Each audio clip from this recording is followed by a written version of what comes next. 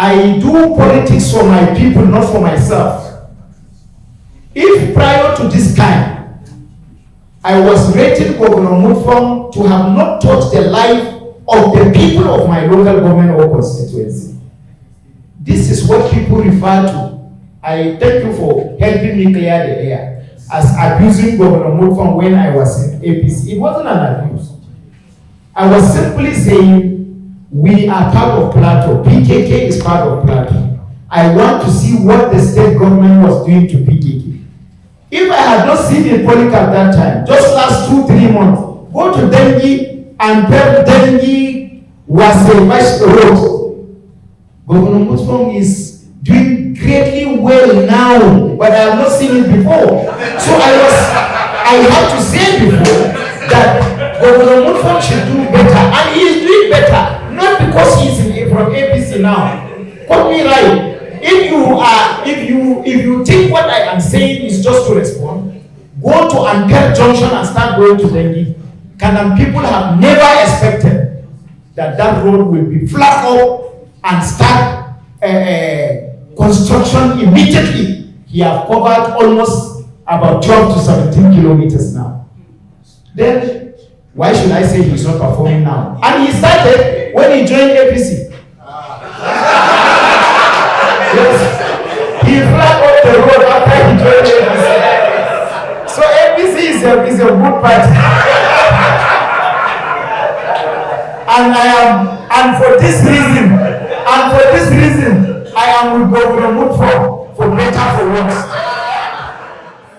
Some people think that President Tinubu is trying to put Nigeria in one-party system because of 2027. I don't agree. And I have my reasons.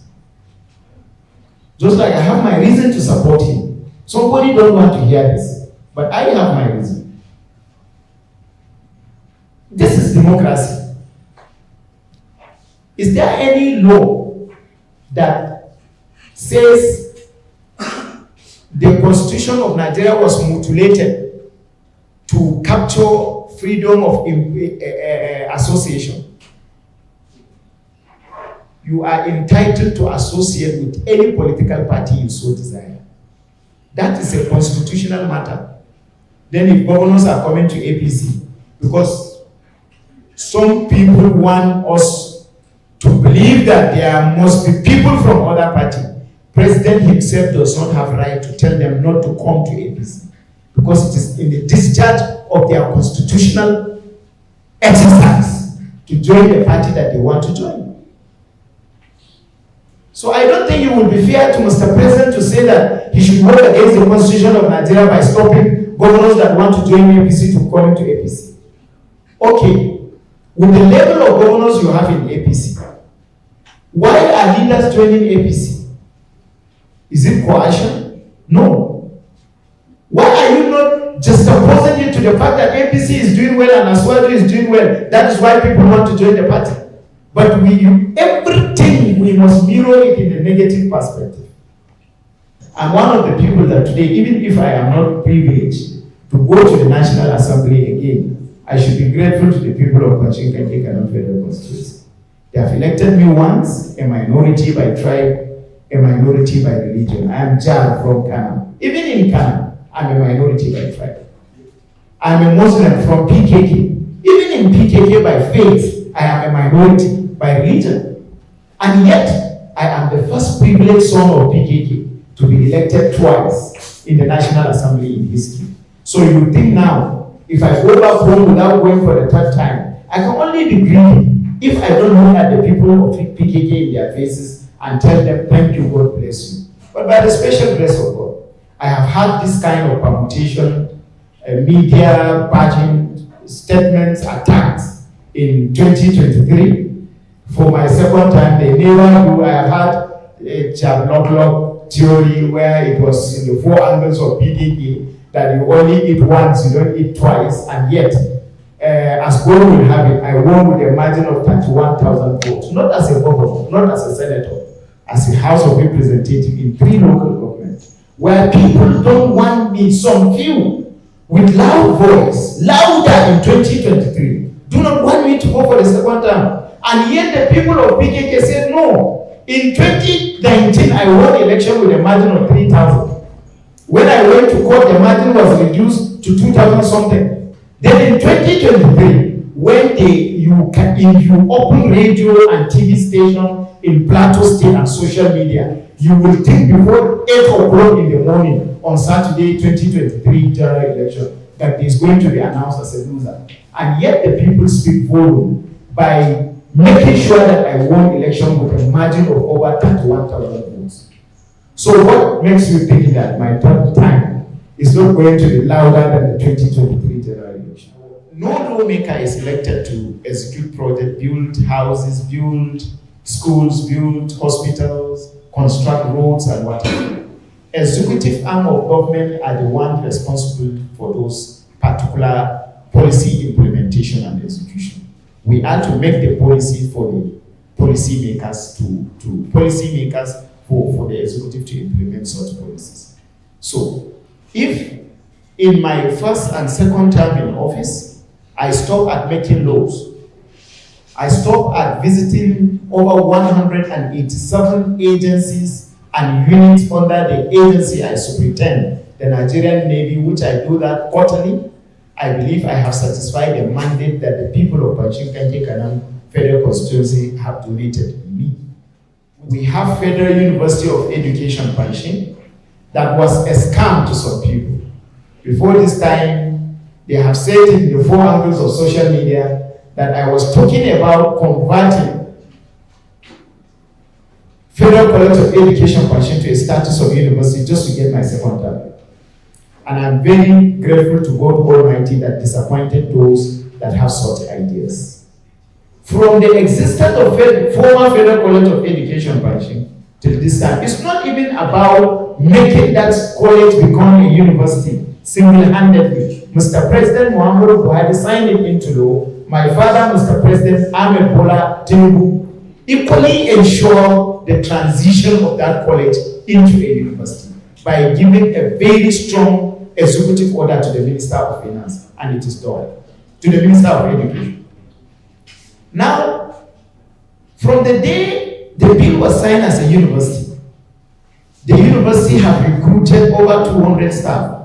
They have gotten approval for recruitment of over 400 staff. There is an approval pending to promote all the department to be able to inject it with a manpower that will compete with any university by another pending approval request of 1,774 additional staff.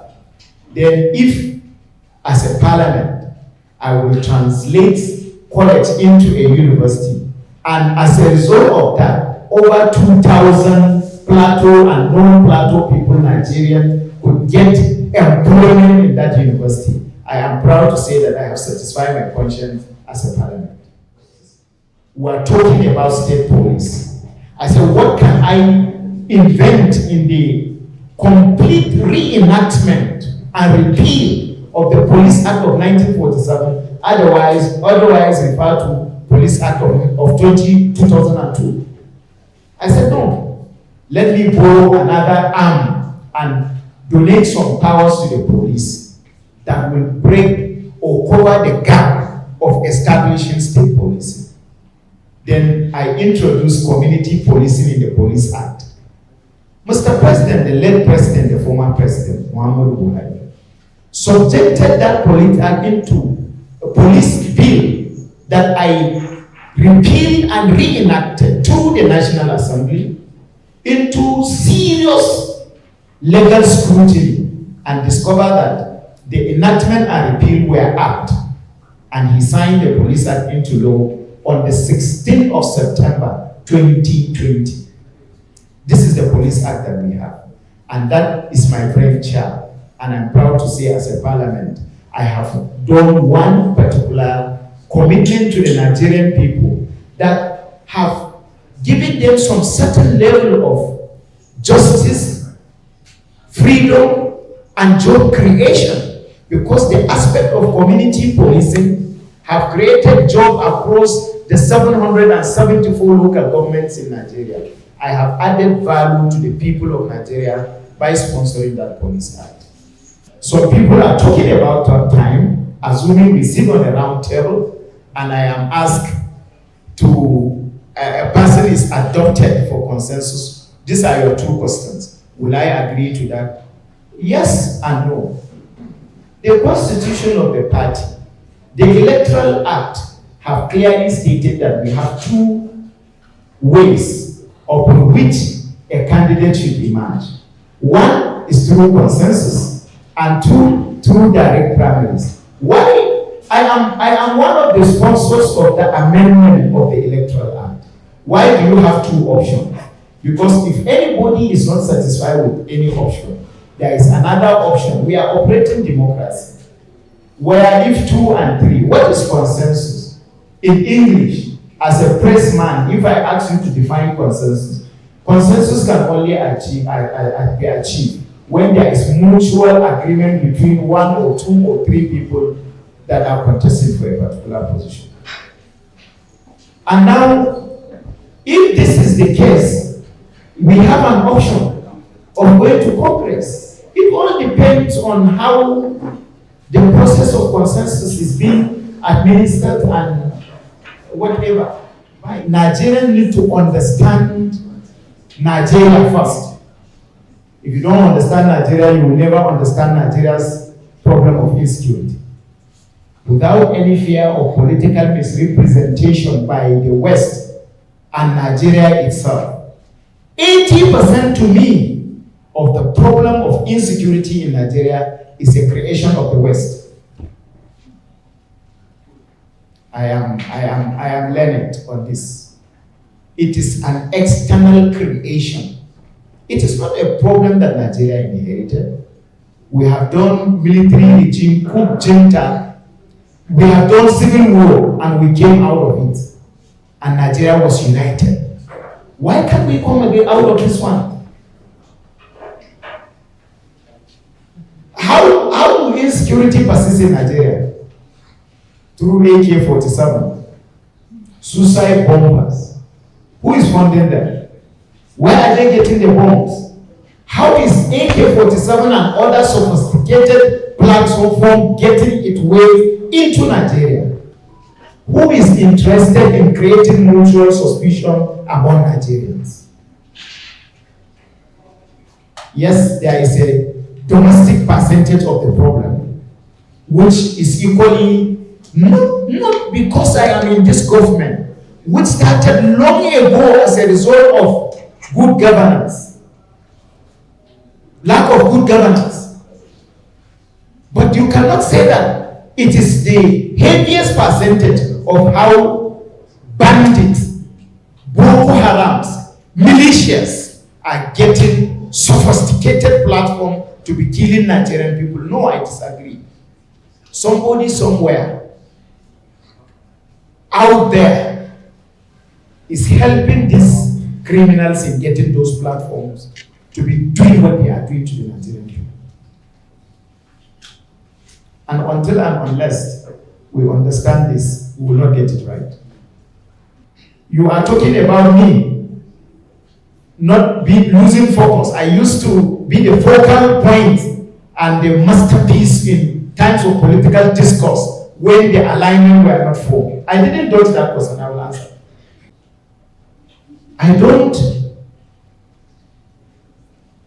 talk now like before. You can't have, I was talking for APC, sir, for my party. You can't have two masquerades. I know 48 laws of power very well. You cannot have two fathers in one house. I was in APC. My friend, brother, Nentaro, leader, was contesting for a governor. I supported him. I have no regret over that. He's the leader of the party today, national chairman. Then, if before I say what I want to say to defend the party, and now I have someone from inside that is leading the party, I should be very careful not to undermine his powers. Because I cannot be saying a different statement and he's saying a different statement.